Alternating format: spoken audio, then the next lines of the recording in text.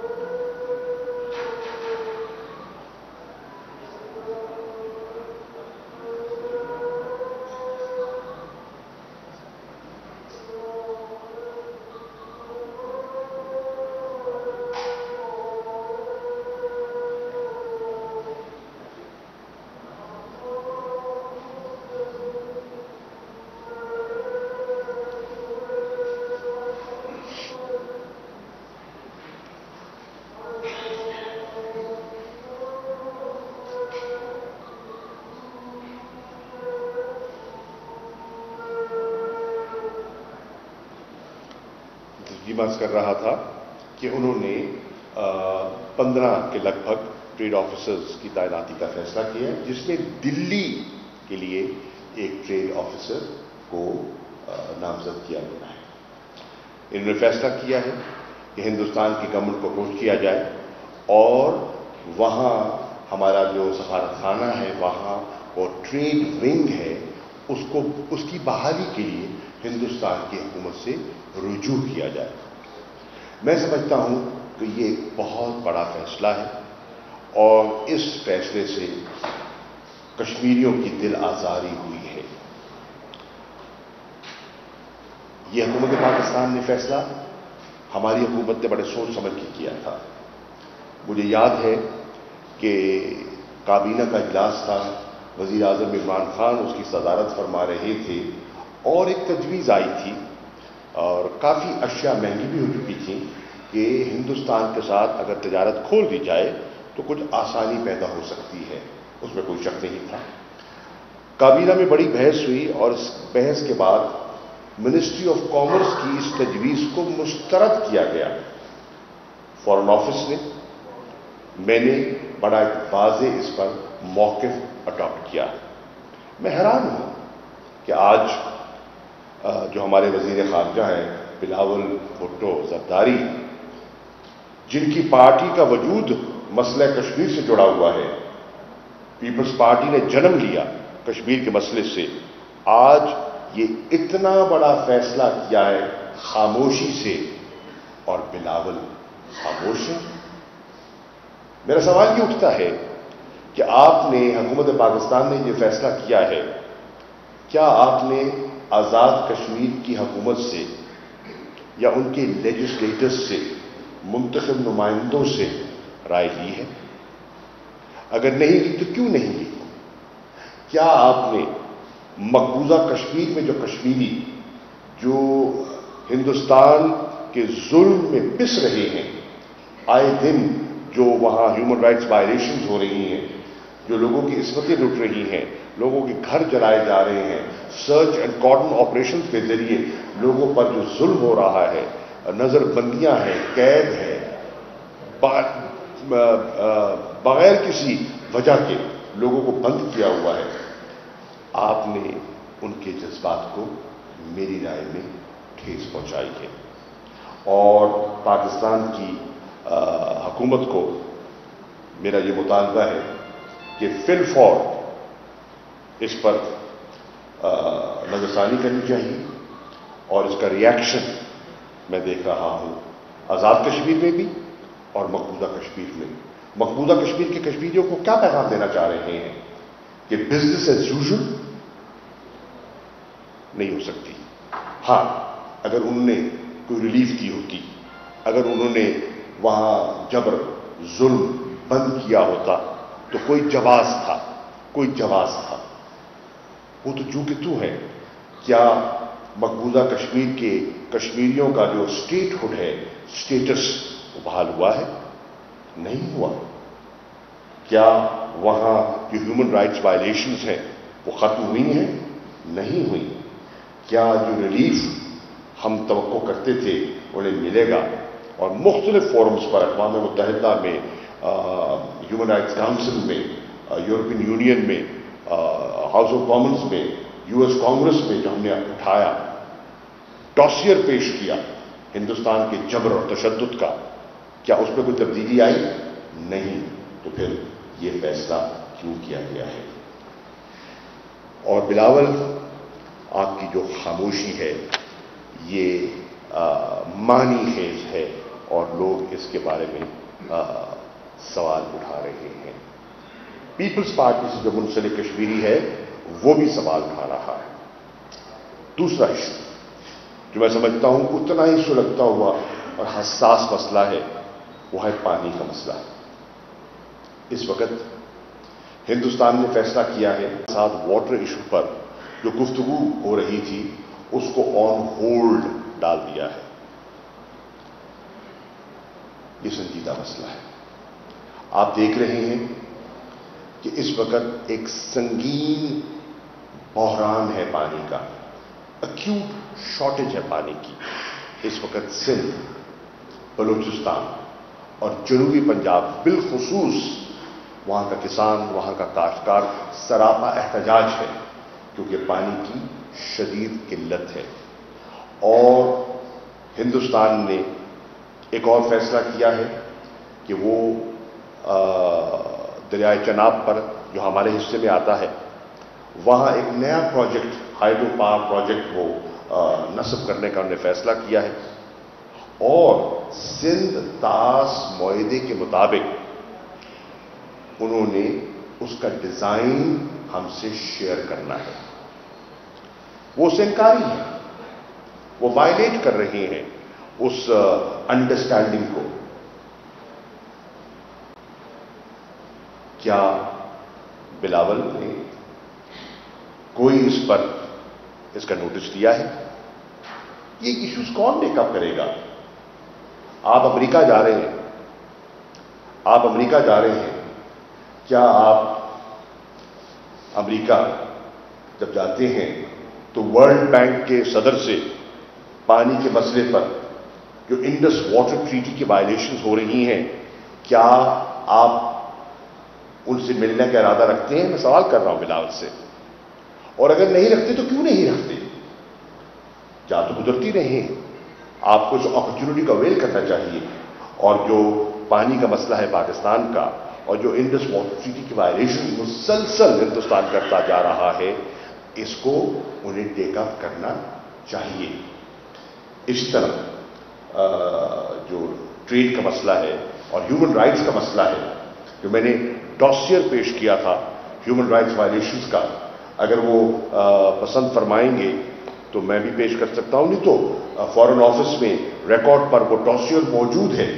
मैं तवक्को करता हूं कि बिलावल जब जाएंगे तो वो डॉसियर की कॉपी जो है वो सेक्रेटरी ऑफ स्टेट ब्लिंकन के हाथ में थमाएंगे और तस्वीर खिंचवाएंगे, ताकि कश्मीरियों को पता चले कि उन्होंने उनकी नुमाइंदगी की है, उनकी तर्जुमानी की है।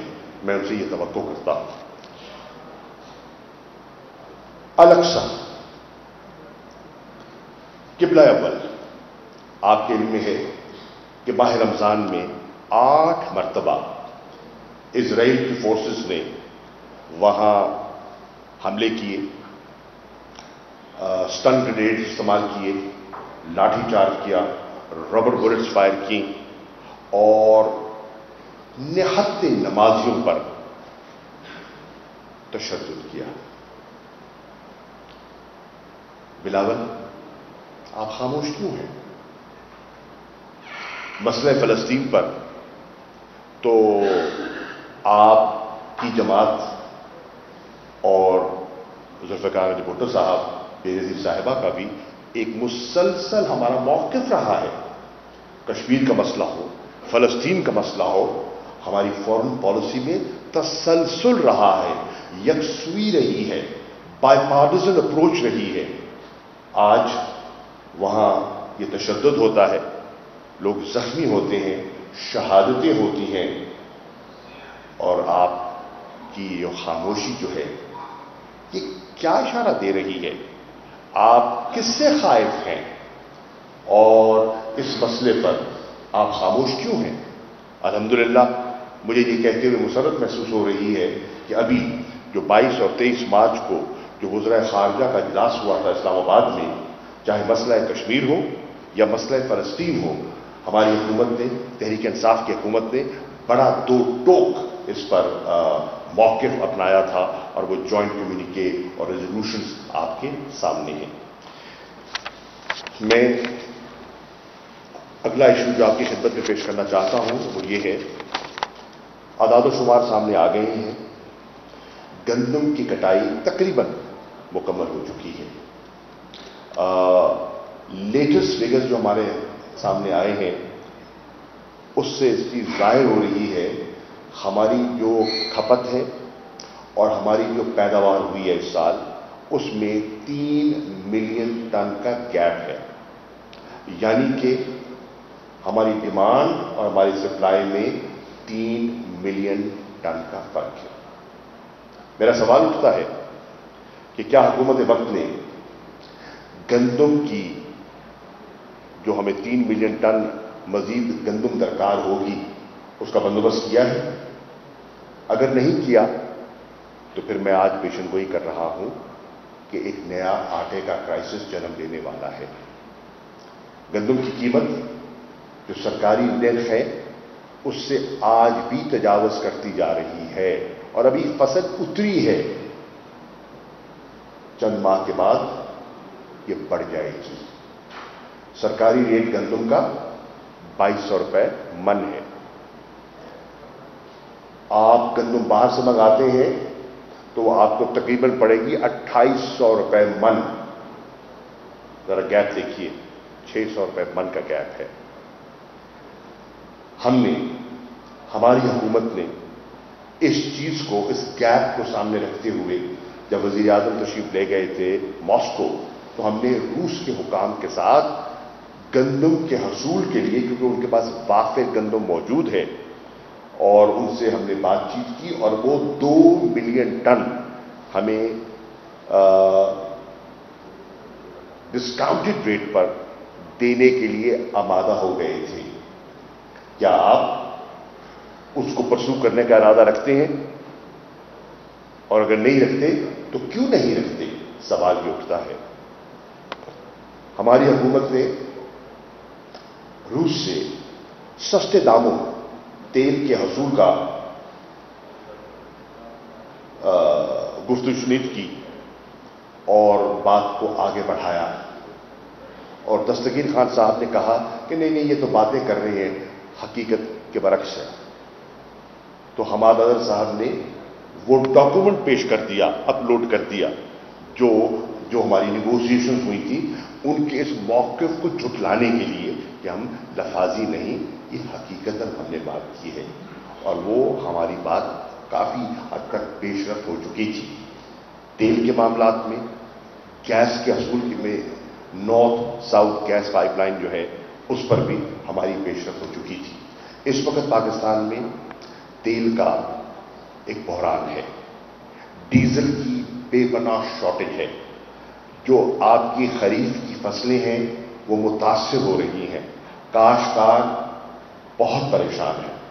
گندم کی کٹائی کے لیے اس کے پاس ڈیزل دستیاب نہیں تھا, اور کپاس جو ہماری انڈسٹری کی ریڑھ کی ہڈی ہے, ہماری ٹیکسٹائل انڈسٹری کی بیسک پروڈکٹ ہے, وہ اس کی بجائی کا یہ موسم ہے, مئی کا مہینہ اور جون کا مہینہ, اور کچھ لوگ ارلی کاشت تو مارچ میں بھی کر دیتے ہیں. اور اگر ڈیزل اویلیبل نہ ہو تو وہ جو ایکڑ ہم نے حاصل کرنے ہیں, جو ہم نے ٹارگٹ حاصل کرنا ہے سوئنگ کا, وہ حاصل نہیں ہو پائے گا, اور آپ کی ٹیکسٹائل صنعت متاثر ہوگی, روزگار متاثر ہوگا.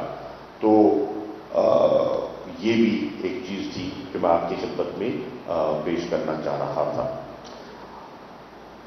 ہماری حکومت نے قانون سازی کے ذریعے اوورسیز پاکستانیز کے لیے رائٹ ٹو ووٹ کا ہم نے فیصلہ کیا. یہ ہمارا ان سے وعدہ تھا, اور عمران خان صاحب نے اس وعدے کو وفاق کیا, اور ہم نے اس پر لیجسلیشن کی. میرے علم میں لایا گیا ہے کہ آج غالباً اسمبلی میں نور عالم خان صاحب, ممبر نیشنل اسمبلی پشاور سے جن کا تعلق ہے, انہوں نے ایک امینڈمنٹ موو کی ہے جس کے ذریعے یہ اوورسیز پاکستانی کے رائٹ ٹو ووٹ میں امینڈمنٹ پیش کر رہے ہیں. یعنی کہ وہ حق جو تحریک انصاف اوورسیز پاکستانی کو دینا چاہ رہی تھی, وہ حق ان سے چھیننے کا ان کا ارادہ ہے. اوورسیز پاکستانی ہمارا اثاثہ ہے.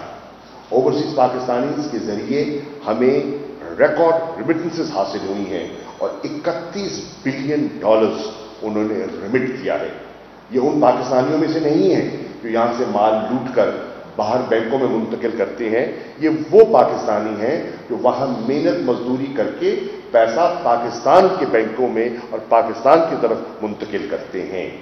محسن ہیں پاکستان کے, اور یہ ہم نے ان کا حق ان کو دیا, اور آپ یہ حق سلب کر رہے ہیں. میں سمجھتا ہوں کہ حکومت کو اس فیصلے پر بھی نظر ثانی کرنی چاہیے, اور اوورسیز پاکستانیز کا جو ہم نے رائٹ ٹو ووٹ انہیں دیا ہے وہ ان سے سلب نہیں ہونا چاہیے. اور آخری نقطہ جو میں آپ کی خدمت میں پیش کرنا چاہتا ہوں, اور وہ ہے کہ ہم نے الیکشن کمیشن میں ایک پٹیشن داخل کی تھی ان منحرف ممبران پارلیمنٹ کے خلاف جنہوں نے ڈیفیکٹ کیا. Article 63A of the constitution, اس کی وائلیشن کی. ہم نے اپنا مقدمہ ہم وہاں لے گئے, ہمارے وکلاء نے وہاں آرگیو کیا. ہم نے آج درخواست کی کہ ہم جو ہمارا انیشل ڈکلیریشن ہے اس کے بعد ہم ایڈیشنل مٹیریل دینا چاہتے ہیں. ہمارے پاس اسٹیٹمنٹس ہیں, ویڈیو کلپس ہیں, شواہد ہیں جو ہم پیش کرنا چاہتے ہیں. ٹیکنیکل بنیادوں پر انہیں ہمیں الاؤ نہیں کیا گیا. الیکشن کمیشن جب اس قسم کے فیصلے کرتا ہے اس سے ان کی غیر جانبداری پر ایک سوالیہ نشان اٹھتا ہے. قوم توقع کرتی ہے, ایک آئینی ادارہ ہے, اور اس آئینی ادارے نے سب کے حقوق کا تحفظ کرنا ہے. لیکن آج لگتا ہے کہ ان کی آنکھوں کے سامنے جو کچھ ہوا, آپ نے, میڈیا نے رپورٹ کیا, سندھ ہاؤس میں جو کچھ ہوتا رہا, جو گولیاں لگتی رہیں, وہ آپ سے پوشیدہ نہیں ہے. اواری ہوٹل لاہور میں جو کچھ ہوتا رہا, وہ آپ سے پوشیدہ نہیں ہے. ٹکٹوں کے عوض جو وفاداریاں تبدیل کرنے کے وعدے کیے گئے یہ آپ سے پوشیدہ نہیں ہے. حتیٰ کہ سپریم کورٹ میں بھی یہ مسئلہ زیر بحث ہے اور ہماری پٹیشن وہاں بھی داخل ہے کہ ہم نے اعلیٰ عدلیہ سے یہ درخواست کی ہے کہ وہ تشریح فرمائیں, ہماری رہنمائی فرمائیں کہ یہ لوگ جو اس قسم کی وفاداریاں تبدیل کرتے ہیں اور پورے سسٹم کو ڈی اسٹیبلائز کرتے ہیں, انہیں کیا سزا ملنی چاہیے. انہیں ڈی سیٹ ہونا چاہیے جو کہ قانون کہتا ہے اور 30 دن کے اندر کہتا ہے کہ کیا جائے.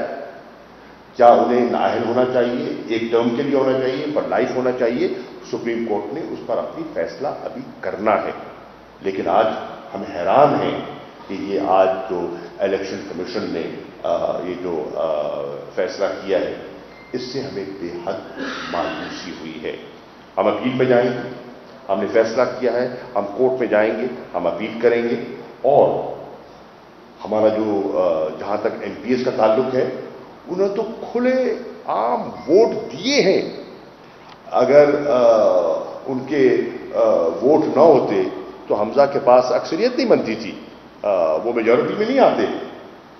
تو آج اگر وہ جو کھلم کھلا ووٹ ایکسرسائز کر چکے ہیں, چلیے ایم این ایس پہ تو ابہام ہے نا, وہاں تو کوئی ابہام بھی نہیں رہا, وہاں تو ایکچولی پارٹی انسٹرکشنز کی خلاف ورزی کرتے ہوئے انہوں نے وائلیشن کی ہے, آئینی وائلیشن کی ہے, پولیٹیکل وائلیشن کی ہے, اخلاقی وائلیشن کی ہے اور وہ ڈی سیٹ ہونے کے مستحق ہیں. ان کے خلاف کارروائی ہونی چاہیے. لیکن الیکشن کمیشن خاموش ہے. اور آخری بات کرتا چلوں, یوسف رضا گیلانی کا کیس آپ کی نظروں سے گزرا ہے. ہم نے پٹیشن ڈالی, ہم نے ویڈیو کلپس پیش کیے, ہم نے بتایا کہ یہ دیکھیے آپ کے سامنے ہو رہا ہے, آپ کے ناک تلے ہو رہا ہے. ہماری پٹیشن ریجیکٹ کر دی گئی. لیکن الیکشن کمیشن اور چیف الیکشن کمشنر نے فیصلہ کیا کہ ہاں ان کا بیٹا یعنی کہ ایم پی اے علی حیدر گیلانی کرپٹ پریکٹسز میں ملوث تھا ہے, اس کے خلاف ایک فوجداری مقدمہ درج ہونا چاہیے. یہ فیصلہ الیکشن کمیشن آف پاکستان کے چیف الیکشن کمشنر نے کیا 29 اپریل کو. 29 اپریل کو یہ فیصلہ ٹرانسمٹ ہو جاتا ہے to the election commissioner, district election commissioner Islamabad with their orders کہ کرمنل کیس رجسٹر کیا جائے. آج 11 مئی ہے. میں سوال اٹھانا چاہتا ہوں, میں چیف الیکشن کمشنر کی خدمت میں بصد احترام یہ سوال کر رہا ہوں, یہ آپ کا فیصلہ ہے, کوئی سابقہ فیصلہ نہیں ہے, یہ آپ کا فیصلہ ہے, آپ کے 3 رکنی پینل کا فیصلہ ہے جس پر آپ ہی کا ادارہ عمل نہیں کر رہا. سوال ہے کیوں؟ اور اگر سب کچھ ایسا ہوتا رہے گا تو پھر آپ کیوں توقع کرتے ہیں کہ لوگ خاموش رہیں گے؟ پھر آپ کیوں توقع کرتے ہیں کہ ہم یہ آپ کئی دفعہ محسوس کرتے ہیں کہ نکتہ چینی نہیں ہونی چاہیے اور آئینی اداروں پہ نہیں ہونی چاہیے, میں مانتا ہوں, لیکن آئینی اداروں کی اپنی بھی تو ذمہ داریاں ہیں. انہیں بھی تو اپنی ذمہ داریوں کو اس احسن طریقے سے نبھانے کی کوشش کرنی چاہیے کہ میں نکتہ چینی کرنا چاہوں بھی تو نہ کر سکوں. میں الیکشن کمیشن گیا تھا, میں سیکرٹری الیکشن کمیشن سے ملا تھا اور میں درخواست کر رہا ہوں, میں چیف الیکشن کمیشن سے ملنا چاہتا ہوں, ویسے پارٹی کے وائس چیئرمین کے میں ملنا چاہتا ہوں اور میں ان سے بات کرنا چاہتا ہوں. میں اپنا احتجاج بادب طریقے سے ریکارڈ کروانا چاہتا ہوں کہ یہ رویہ کیا ہے. آپ فیصلہ کرتے ہیں, اس پر عمل نہیں ہوتا, ڈیفیکشن ہوتی ہے, ہمارا کیس اٹھا کے باہر پھینک دیا جاتا ہے اور اب جمعے کو ہمارا وہ ایم پی ایس کا بھی لگا ہوا ہے. مجھے لگتا ہے اس کا حشر بھی کچھ ایسا ہی ہوگا. تو یہ چند اہم ایشوز تھے جس پر میں آپ کی سما خراشی کرنا چاہتا تھا. Thank you. اگر ایک ایک کر لینا بھائی جان.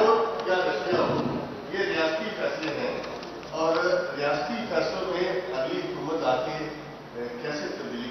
ہے خاص طور پر انڈیا کے حوالے سے ریاست نے ایک اسٹینڈ لیا ہوا ہے اور انڈیا اس کو چینج کر سکتا ہے؟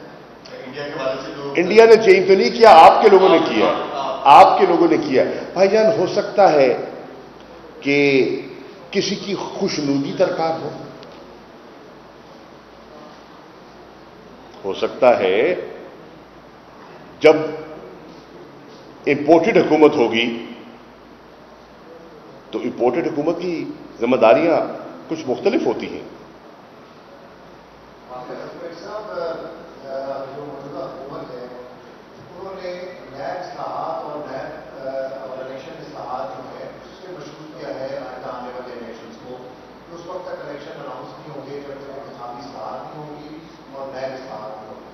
آپ لوگ ارلی الیکشن چاہ رہے ہیں، یہ کیسے ممکن ہوگا کہ آپ کی ڈیمانڈ کو پورا کیا جا سکے؟ اور بیک ڈور رابطے بھی ہو رہے ہیں جن اداروں کے ساتھ آپ لوگوں کی کچھ ڈس انڈرسٹینڈنگس تھی، اس کی بات چیت بھی ہو رہی ہے آئندہ الیکشن کے لیے کہ کب یہ الیکشن کا انعقاد کرایا جا سکے؟ دیکھیے،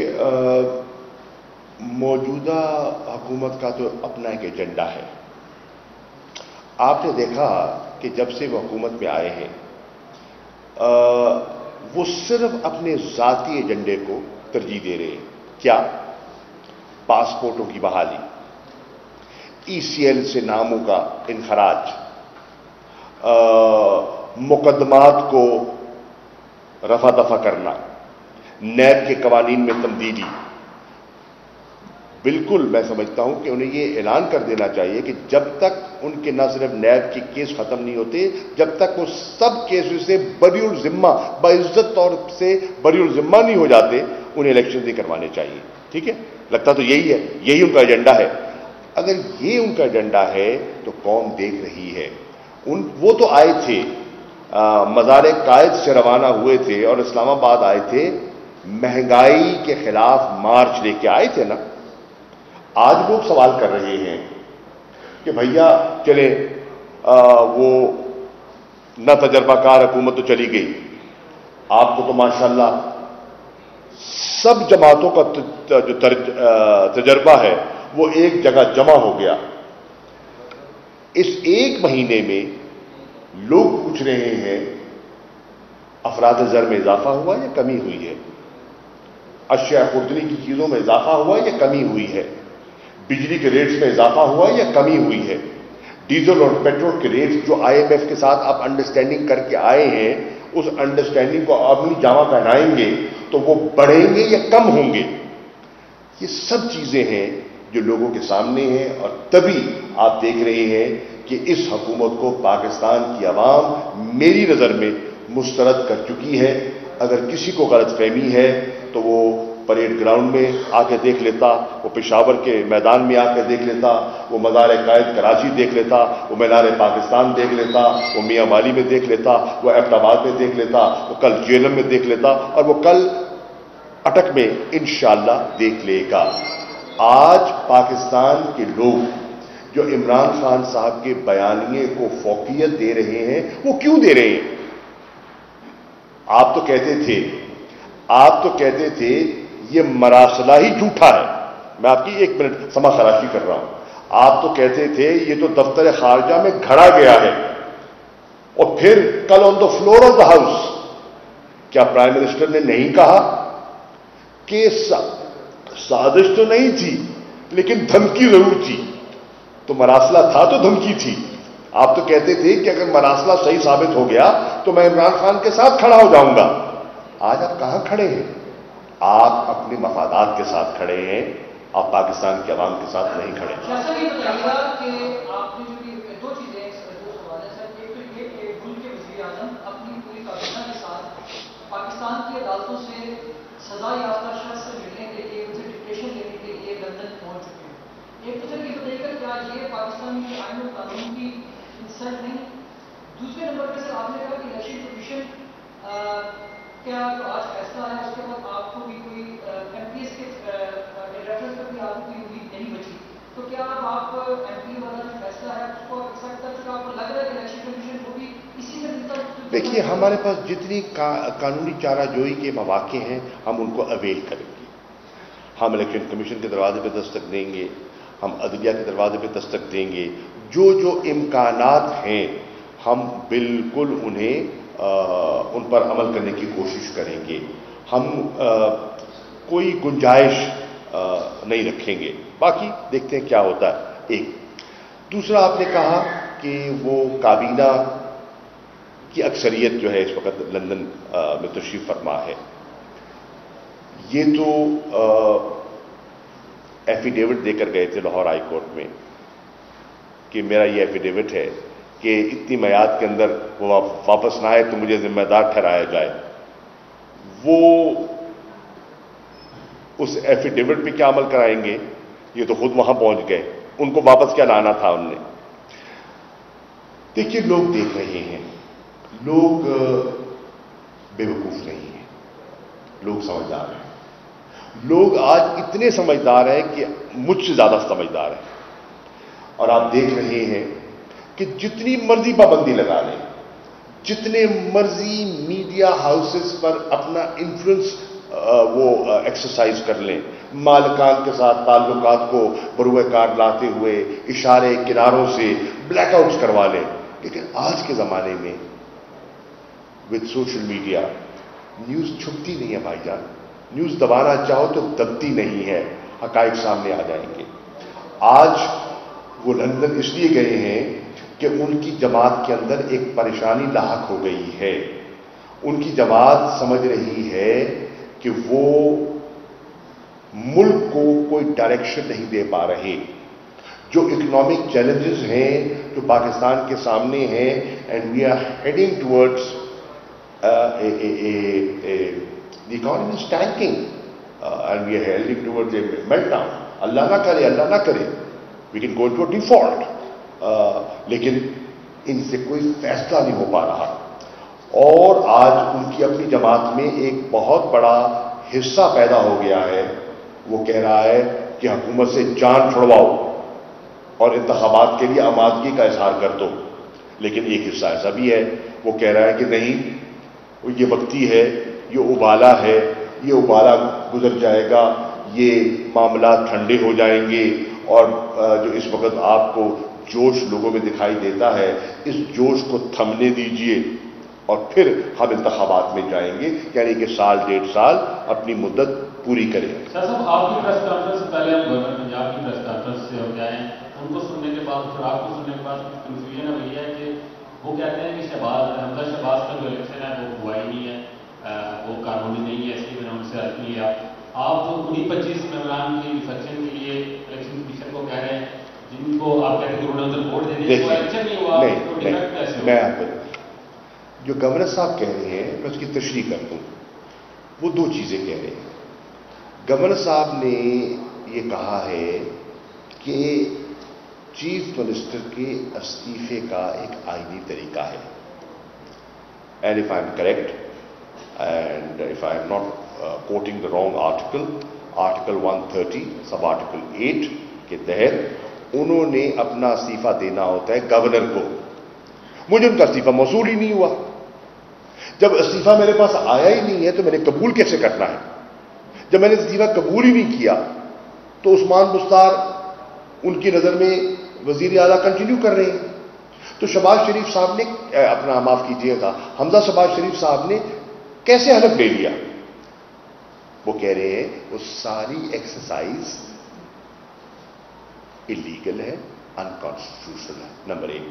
نمبر 2, الیکشن ہوا ہے, الیکشن ہوا ہے, لیکن الیکشن کا جو پروسیجر ہے, جو اسمبلی کے رول 2023 کا اگر آپ دیکھیں, مطالعہ کریں, ان کی خلاف ورزی ہوئی ہے. الیکشن کا ایک طریقہ کار ہے, اس کی پریسنکٹس ہوتی ہیں, اس کا آپ یہ نہیں کہہ سکتے کہ یہ الیکشن ہو جائے گا یہاں نہیں تو وہاں گیلری میں کروا دیتے ہیں. نہیں, جو طریقہ کار جو اڈاپٹ کیا گیا وہ طریقہ کار درست نہیں تھا. لیکن ہم ان کو چیلنج اس لیے کر رہے ہیں کہ انہوں نے اپنا جو اپنی جسے کہتے ہیں نا اپنی انٹینشن کا اظہار کر دیا کہ میں ووٹ کروں گا حمزہ شہباز کو. एक्सप्रेशन है ना, वो एक्सप्रेशन जाहिर हो गया जब वो उनके बेंचों में जाके बैठते हैं, जब उनकी लॉबी से नमूदार होते हैं, जब हाथ खड़े करते हैं फ्लैटीज होटल में, और उसके बाद असेंबली में जाके गलत जगह पे कवानीन की खिलाफ वर्जी करते हुए एक मॉक एक्सरसाइज का हिस्सा बन जाते हैं, तो उनकी इंटेंशन जाहिर हो गई, डिफेक्शन उन पर लागू हो जाती है और आर्टिकल 36(3)(a) की वायलेशन के मुर्तकिब हो गए। अब किसी स्टेज पर अगर हुकूमत की जाने से ये आपको तजवीज़ दी जाती है या आपके दावे की जाती है कि उसकी इंसाफ करें, तो क्या मुसाफिर के लिए टेबल पर बैठी की जाएगी इंसाफ? दूसरा मेरा सवाल ये है कि चीफ इलेक्शन कमिश्नर के 22 के हवाले से तहरीक इंसाफ की जानिब से हर प्लेटफॉर्म पर आवाज़ उठाई जा रही है कि उनका रवैया ठीक नहीं है, बारिश है रवैया उनका। तो ये बताइए, अगर उसी इलेक्शन कमीशन के तहत जो है, उन्हीं इलेक्शन कमिश्नर के तहत जो है अर्ली इंतखाबात की तरफ चली जाती है, तो क्या तरीके इंसाफ वो इंतखाबात मानेगी, उसके नताइज मानेगी? देखिए, आपके दो सवाल हैं। पहला आपका सवाल था इलेक्टोरल रिफॉर्म्स। देखिए, शफाफ इलेक्शंस के हम भी ख्वाहिशमंद हैं और यकीनन वो भी होंगे, मैं उनकी नीयत पे शुबा नहीं करता। हम ये कह रहे हैं, हम इलेक्शंस चाहते हैं। हम अर्ली इलेक्शन क्यों चाहते हैं? हम अर्ली इलेक्शंस इसलिए चाहते हैं मोहतरमा कि हमें मुल्क में इस वक्त एक पैरालिसिस दिखाई दे रहा है, गवर्नमेंट फंक्शन नहीं कर रही। आप पंजाब की कैफियत तो देखें, पंजाब की कैफियत है कि इस वक्त कोई वहां गवर्नेंस नाम की चीज ही नहीं है, न वजीर आला है, न गवर्नर है, जो है वो उसको नहीं मानते, जिसको हम मानते हैं वो नहीं मानते, जिसको वो नामजद करते हैं वो हल्फ लेने के लिए तैयार नहीं है। तो एक अजीब कैफियत है। Punjab is in a crisis और हुकूमत ऑर्डर दिए जा रही है और पंजाब ब्यूरोक्रेसी उन ऑर्डर्स पर अमल दरामद कर रही है जिनके गले पड़ जाएंगे, यकीन जानिए इनके गले पड़ जाएगा, लेकिन मजबूर है, वो कर रहे हैं। So what I am saying is, हम भी चाहते हैं शफात इंतखाबात, हम भी चाहते हैं कि मुल्क इस तातुल से बाहर आए, हम इस इम्पास से निकलना चाहते हैं। हम पाकिस्तान की मईशत और जो ये बेयकीनी की सूरत हाल है, इससे मुल्क को आज़ाद देखना चाहते हैं। उसका वाहिद आईनी और जमहूरी तरीका है नए इंतखाबात। अगर ये हुकूमत, मैं ये आपके सामने खिदमत में अर्ज कर रहा हूं, अगर ये हुकूमत एक पब्लिक स्टेटमेंट के जरिए डेट दे देती है कि हम इलेक्शन करवाने जा रहे हैं, फला तारीख को असेंबलियां डिसॉल्व हो जाएंगी और फला तारीख को इलेक्शन हो जाएगा, तो उस दौरानिये में शफाफ इलेक्शंस के लिए अगर गुफ्तो शुनीद करनी पड़ती है इलेक्टोरल रिफॉर्म्स के लिए, तो हम यकीनन बैठ के बात करने को तैयार हो जाएंगे। इलेक्शन कमीशन का जहां तक ताल्लुक है, देखिए इलेक्शन कमीशन को एक चीज बिल्कुल अब उन्हें पावर हो जानी चाहिए कि इस वक्त लोगों का जो मूड है, और मैं एग्जैजरेट नहीं कर रहा, आई एम बीइंग ऑनेस्ट, मैं मुख्तलिफ शहरों में जा चुका हूं, मुख्तलिफ अजला में जा चुका हूं, सिंध के और पंजाब के और खैबर पख्तूनख्वा के। लोगों का मूड बड़ा गम और गुस्सा है। अगर ये समझते हैं कि ये इलेक्शन या नतायज अपनी मनमानी के हासिल करेंगे और कौम कबूल कर लेगी, ये इनकी गलतफहमी है। अल्लाह ना करे कि पाकिस्तान में वो कैफियत हो जाए जो आज हम श्रीलंका में देख रहे हैं, अल्लाह ना करे, हम नहीं चाहेंगे। कोई भी जी शऊर पाकिस्तानी ये नौयत और ये नौबत नहीं देखना चाहेगा और इस सब्र को न आजमाया जाए। शाह साहब, रिजवान वासिम ऑनलाइन से, आपकी दौरे वजारत में जो फॉरेन मिशंस थे, आज आपने जो बात की भारत के साथ इजाजत की और गुलाम भुट्टो पे आपने बात की, तो आपकी दौरे वजारत में जो भारत ने मुख्तलिफ ममालिक में पाकिस्तान की अजनास पर अपने लोगों और मोनोग्राम लगा के सेल आउट की, और उसके आपके जो फॉरेन मिशंस थे और जो कांग्रेस की तस्वीर थी उनको बाखूबी रूप से वाकफ भी थी, तब आपने नोटिस नहीं किया, तो आज आप उस ट्रेड को कैसे? आप मेरे ख्याल में पूरी तरह मेरे भाई वाकिफ नहीं हैं। मैं आपसे दरख्वास्त करूंगा कि आप वजारत खारजा से जाके ब्रीफिंग लें और कॉमर्स मिनिस्ट्री से ब्रीफिंग लें کہ ہمارے دور میں ہم نے کیا اقدامات اٹھائے. شاید آپ کے علم میں نہ ہو کہ جو ہمارا باسمتی رائس ہے اس کو ہندوستان اس پر اپنا چھاپ لگا کر اس پر جو قبضہ کرنا چاہتے تھے اس پر ہم نے موقف کیا لیا اور یورپین یونین نے ہمارے موقف کو کس طرح پذیرائی حاصل ملی. ٹھیک ہے, تو ہم نے یہ اقدامات اٹھائے ہیں. اگر آپ ان سے رجوع کریں گے تو شاید آپ یہ سوال شاید اس کا جواب آپ کو مل جائے. شاہ صاحب, آپ نے یہاں پریس کانفرنس کر کے بڑا اچھا تاثر دیا ہے اور یہ تاثر مزید اچھا ہو سکتا تھا اگر آپ کے اسپیکر یا صدر یا وزیر داخلہ موجود ہوتے. بہرحال میرا سوال آپ سے یہ ہے کہ ابھی تک حکومت آزاد کشمیر میں جو پاک بھارت ٹریڈ بحالی کا جو فیصلہ ہوا اس پر ان کا کوئی رد عمل نہیں ہے کشمیریوں کی جانب سے, خصوص طریقے کے ساتھ حکومت کی جانب سے. کیا یہ حکومت آزاد کشمیر کی نیند رضامندی کا؟ دوسرا یہ ہے کہ 5 اگست 2019 کا جو اقدام ہوا تھا بھارت نے کیا تھا, اس کے بعد حکومت پاکستان نے کون سا ایسا عملی اقدام کیا تھا جس سے تحریک آزادی کشمیر کو کوئی فائدہ ملا؟ 2 سوالات ہیں. پہلی بات تو یہ ہے کہ اس وقت آزاد کشمیر کے جو وزیر اعظم ہیں ان کا تعلق تحریک انصاف سے ہے اور میں اگر پارٹی کے وائس چیئرمین کے طور پر ایک موقف اپنا رہا ہوں تو وہ پارٹی کا موقف ہے اور مجھے یقین ہے وہ اس موقف کے ساتھ ہاں ملائیں گے اور آپ دیکھ لیں گے, کیونکہ یہ آواز صرف پارٹی کا موقف نہیں ہے, یہ کشمیریوں کی دل کی آواز ہے, یہ ان کے دل کی آواز ہے اور وہ ان کی دل کی آواز کی ترجمانی کر رہے ہوں گے جب اس موقف میں وہ ہاں ملائیں گے. نمبر 1. نمبر 2, آپ نے فرمایا کہ ہم نے کیا اقدامات اٹھائے. میرے بھائی, یہ بھی میں آپ سے گزارش کروں گا کہ 5 سالہ دور رہا پیپلز پارٹی کا, 5 سالہ دور رہا مسلم لیگ نون کا. مسئلہ کشمیر نیا تو نہیں ہے, یہ پچھلے 3.5 سال کا پرانا تو نہیں ہے, 75 سال پرانا ہے. پاکستان بنا تو کشمیر کا مسئلہ ساتھ ہی کھڑا ہو گیا. 3.5 سالوں میں کشمیر کے مسئلے پر جو کلیئرٹی کے ساتھ, وضاحت کے ساتھ جو موقف تحریک انصاف نے, عمران خان صاحب نے, دفتر خارجہ نے اور میں بھی وہاں کچھ عرصہ رہا تو میں نے جو اٹھایا, اس کی ماضی قریب میں مثال نہیں ملتی. 3 مرتبہ سلامتی کونسل میں 40 سال بعد وہ زیر بحث آیا, ہاؤس آف کامنز میں زیر بحث آیا, US کانگریس میں زیر بحث آیا, یورپین یونین میں ہیومن رائٹس وائلیشن زیر بحث آئی, ہیومن رائٹس کاؤنسل میں زیر بحث آیا.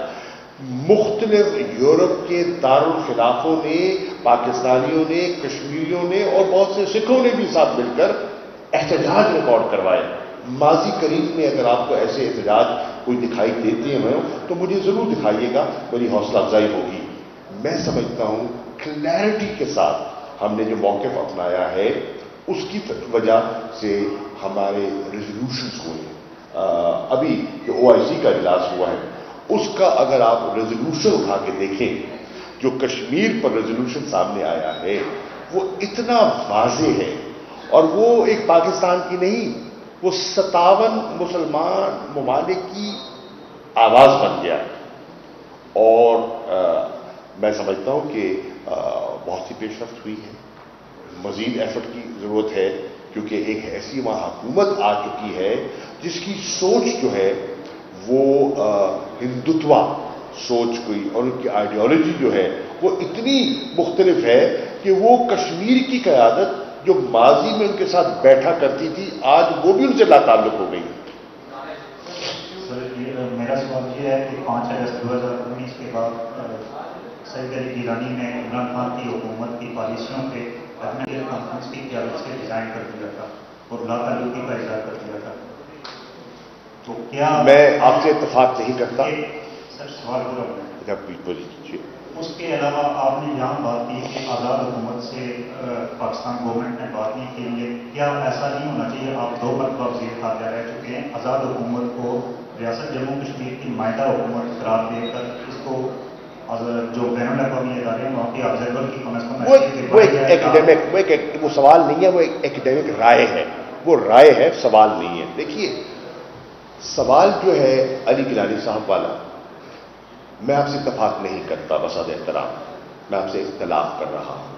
सैयद अली गिलानी साहब के साथ जो हमारी एक जज्बाती वाबस्तगी है, उसका इजहार आपने देखा होगा कि हमने उनको जो पाकिस्तान का सबसे बड़ा सिविलियन अवार्ड है वो हमारी हुकूमत ने ही उनकी खिदमात को दिया। देखिए बेस्ट देखिए यार सुन लो यार, this is not a debate, this is a press conference, you raised a question, I am answering you, ठीक है? आपने सवाल किया, आपका हक है, जवाब देना मेरा फर्ज है।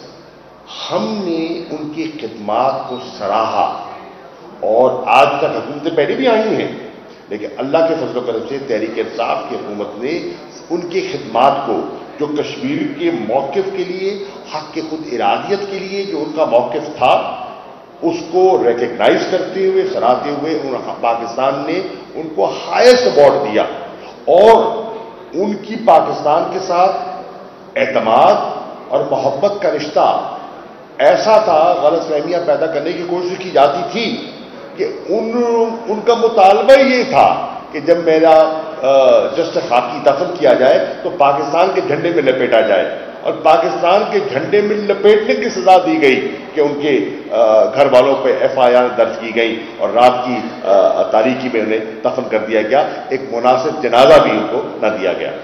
शाह साहब मौजूदा हुक्मरान इमरान खान पर इल्जाम लगाते थे कि इमरान खान ने कश्मीर को भेज दिया, अमेरिका के साथ मिलकर भारत के साथ डील की, तो आप उस वक्त वज़ीर ख़ारजा थे, तो आज मौजूदा हुक्मरान भारत के साथ तजारत शुरू कर रहे हैं, तो क्या ये उस डील का तसल्सल तो नहीं है कि ग्रेजुअली चीज़ें आगे बढ़ रही हैं? पहले भारत ने मैं सवाल समझ गया, नहीं, न इमरान खान ने सौदा किया, न इमरान खान सौदागर है। जो सौदागर हैं उनका नाम मेरा ख्याल है आप मुझसे बेहतर जानते होंगे। इमरान खान ने न कश्मीर का सौदा किया है, न कर सकता है। कोई जी शोर पाकिस्तानी जो इस मट्टी से और कश्मीर कौस से लगाव रखता है, वो कश्मीर का सौदा नहीं कर सकता। मैं इन पर ये नहीं, मैं खुदा ना खास्ता इस हुकूमत पर कोई सौदे का इल्जाम नहीं लगा रहा। मैं कह रहा हूं कि ये जो आप कमर्शियल इंटरेस्ट को सामने रख रहे हैं, इन कमर्शियल इंटरेस्ट को आप सामने मत रखिए और पाकिस्तान के स्ट्रेटेजिक इंटरेस्ट जो है उनको फोकियत दीजिए। आप अपने मफाद को, इस कौमी मफाद बड़ा है, कश्मीर का मफाद जो है वो इस छोटी मोटी तजारत से ज्यादा अहम है और उसको तरजीह दीजिए और फैसले पर नजरसानी कीजिए। Thank you.